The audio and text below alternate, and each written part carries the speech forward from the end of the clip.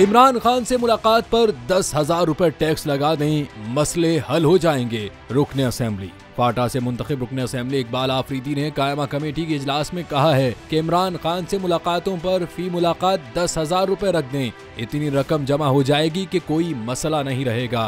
तहरीक इंसाफ से ताल्लुक रखने वाले रुकने असेंबली मोहम्मद इकबाल ने कहा कि फाटा में तो बिजली है ही नहीं, 39 अरब में से 1 अरब की बिजली भी खर्च नहीं होती।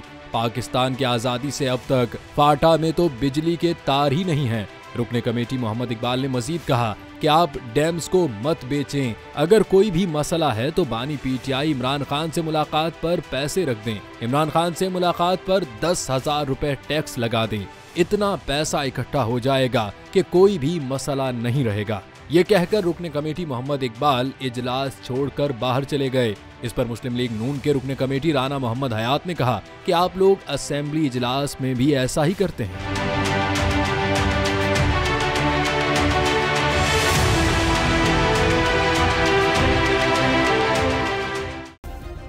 सब्सक्राइब करें और बेल दबाएं ताकि कोई खबर रह न जाए।